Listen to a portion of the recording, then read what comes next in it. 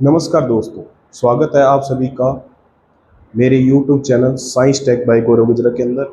आज हम समझेंगे कि जैव प्रक्रम क्या होंगे।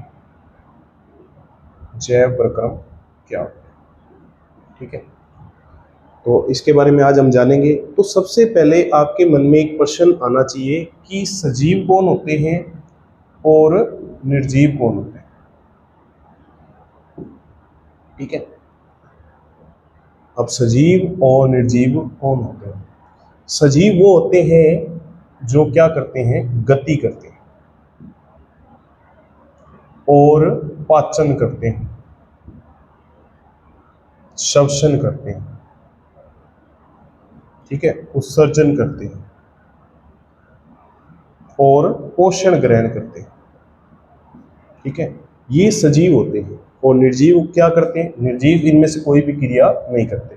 ना तो वो गति करते हैं, ना तो वो गति नहीं करते, है ना। पाचन भी नहीं करते, श्वसन भी नहीं करते और उत्सर्जन भी नहीं करते, पोषण भी ग्रहण नहीं करते। क्या आपने कभी सोचा है कि आपके आसपास जो मौजूद फर्नीचर होता है या टेबल होता है, कुर्सी होता है, क्या वो कभी ऐसे बोलते हैं अभी हमें प्यास लगी है पानी पिलाओ, या हमें भूख लगी है खाना खिलाओ? ऐसा कभी होता है क्या? ऐसा कभी भी नहीं होता, है ना। तो वो गति भी नहीं करते। आपने कभी देखा है क्या भाई जो कुर्सी है वो अपने आप चलने लग गई हो, है ना। हालांकि कुछ फिल्मों में आपको ऐसा दिखाया जाता है, लेकिन वो सिर्फ काल्पनिक है, ठीक है। तो जो निर्जीव होते हैं वो ना तो गति करते हैं, ना पाचन करते हैं, ना ही श्वसन करते हैं और ना ही उत्सर्जन करते हैं और ना ही पोषण करते हैं। जो सजीव होते हैं वो गति करते हैं, पाचन करते हैं, श्वसन करते हैं, उत्सर्जन करते हैं और पोषण ग्रहण करते हैं। अब आपको सबसे पहले ये समझना होगा कि जीवन को, यानी कि जीवित रहने के लिए, जीवित रहने के लिए, रहने के लिए कुछ क्रियाएं करनी पड़ती हैं, कुछ क्रियाएं करनी पड़ती हैं। जीवित रहने के लिए कुछ क्रियाएं करनी पड़ती है। उन क्रियाओं को क्या कहते हैं? जैव प्रक्रम कहते हैं।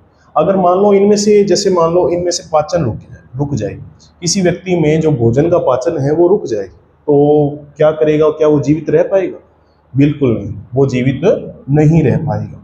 मान लो कोई व्यक्ति सांस लेता है, अब सांस लेते लेते उसकी अचानक से सांस जो है वो रुक जाती है, सांस वो नहीं ले पाता है, तो क्या वो जीवित रह पाएगा? बिल्कुल भी नहीं, वो जीवित नहीं रह पाएगा। उत्सर्जन, जैसे कि मान लो आपने पोषण ग्रहण कर लिया, उसमें से पोषण ले लिया, है ना।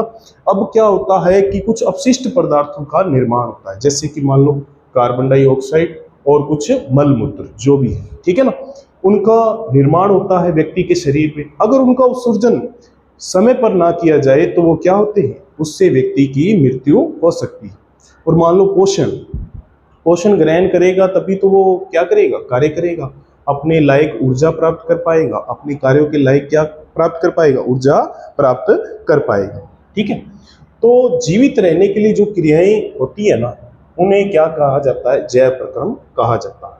जैसे कि मान लो आपको पोषण ग्रहण करना है, ठीक है, तो पोषण कौन कैसे ग्रहण करोगे? एक तो होते हैं स्वपोषी, एक होते हैं विषमपोषी। स्वपोषी वो होता है जो अपना भोजन स्वयं बनाता है, और विषमपोषी वो होता है जो स्वपोषी पर क्या होता है? निर्भर होता है, ठीक है ना। विषमपोषी कभी भी अपना भोजन स्वयं नहीं बनाता, यह अपना भोजन कभी भी स्वयं नहीं बनाता। जैसे आपने देखा होगा कि स्वपोषी के उदाहरण पे अपने मान लो किसी पौधे को लेते हैं, तो पौधा क्या करता है? सूर्य की प्रकाश की उपस्थिति में, यानी कि सूर्य का जो प्रकाश होता है उसकी उपस्थिति में भोजन बनाना क्या करता है? शुरू करता है ना। और विषमपोषी क्या करते हैं? जैसे कि हम क्या हैं? विषमपोषी हैं। तो हम क्या करते हैं? हमने जैसे कि मान लो पौधों से प्राप्त, जैसे गेहूं का पौधा है, तो वो हमें क्या प्रदान कर रहा है? गेहूं प्रदान कर रहा है, जिससे हम क्या करते हैं? आटा बनाते हैं, और आटे से क्या बनती है? रोटियां बनती हैं। तो हम भी क्या है? विषमपोषी। उसके अलावा हम अन्य बहुत प्रकार के पादपों से प्राप्त होने वाले फल या अन्य वस्तुओं पर क्या होते हैं? डिपेंड होते हैं, अन्य खाद्य सामग्रियों पर डिपेंड होते हैं। तो ये हो गया पोषण, स्वपोषी और विषमपोषी, ठीक है। उसके बाद कहता है पाचन, है ना।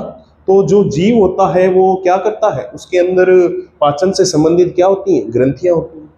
क्यों होती हैं? ताकि वो अपना भोजन क्या कर सके, पाचित कर सके। अगर मान लो पाचित ना करे ये भोजन, तो क्या वो जीवित रह पाए? बिल्कुल भी नहीं, है ना। उसके बाद कहता है श्वसन। तो जीव के अंदर श्वसन के लिए एक अंग होता है जिसे हम फेफड़े कहते हैं या लंग्स कहते हैं, जिसमें ऑक्सीजन के साथ जो गैसें होती हैं वो अंदर जाती हैं, है ना। सारी गैसें अंदर जाती है और ऑक्सीजन जो है उसे हमारा रक्त क्या करता है, सारे शरीर में पहुंचाता है, और वहां से कार्बन डाइऑक्साइड लेकर वापिस फेफड़ों तक लाता है, और फेफड़े क्या करते हैं, उसे बाहर निकालते हैं। उसके बाद कहता है उत्सर्जन, यानी कि अपशिष्ट पदार्थों का उत्सर्जन। यानी कि जो भी अपशिष्ट पदार्थ हैं, है ना, वो हमारी क्या है, पहले छोटी आंत में जाते हैं, फिर बड़ी आंत से होते हुए मल द्वार द्वारा शरीर से बाहर हो जाते हैं। ठीक है, और समय समय पर ये क्रिया होती रहती है। तो पोषण तो मैंने आपको समझा, तो मैंने आज आपको समझाया जैव प्रकार। आशा करता हूँ जो आपको समझ में आया होगा। ठीक है, और आप हमारे YouTube चैनल की इस वीडियो को लाइक करें, अपने दोस्तों के साथ शेयर करें और चैनल को सब्सक्राइब करें। ठीक है, आपके एक शेयर से हमें बहुत ही ज़्यादा क्या मिलेगा, सहयोग मिलेगा। धन्यवाद साथियों।